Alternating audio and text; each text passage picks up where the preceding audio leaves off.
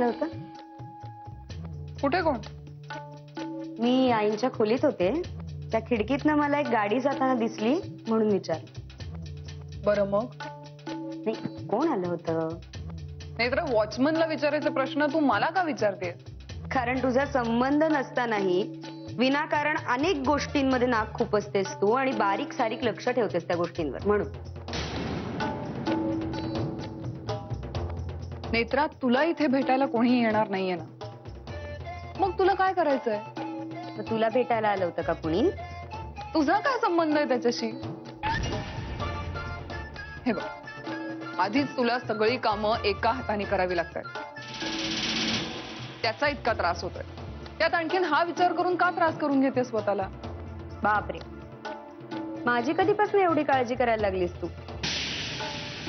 आणि जर काळजी वाटतच असेल तर सांगून टाक ना कोण आलं होतं ते. नाही, ती गाडी ओळखीची वाटली म्हणून विचारलं. जगात एका गाडीसारखी दुसरी गाडी असूच शकत नाही, नाही का?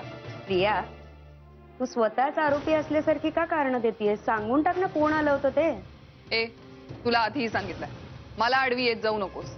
हे बघ प्रिया, या घरातली जबाबदार सून या नात्याने मी तुला एक साधा प्रश्न विचारला की कोण आलं होतं, त्याचं एका वाक्यात उत्तर मिळावं एवढीच अपेक्षा आहे माझी. हे बघ नेत्रा, आधीच तुझे खूप वाईट दिवस चालले, त्यात तू माझ्या वाटेला जाऊन. हे बघ प्रिया, वाईट दिवस फिरायला वेळ नाही लागत. धमकी? तसं समज. जाऊ, मला ना तुला आणखी त्रास द्यायचा नाही. मी एक काम करते, मी जाते. दया आली तुझी.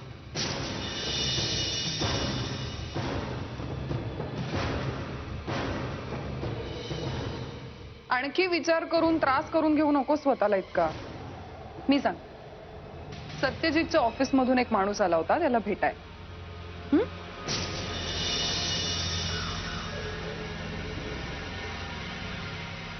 दादांचं ऑफिस आणि गाडीतून माणूस आला होता त्यांना भेटायला. प्रिया, तू समजतेस तितकी दुधखुळी नाहीये ग मी.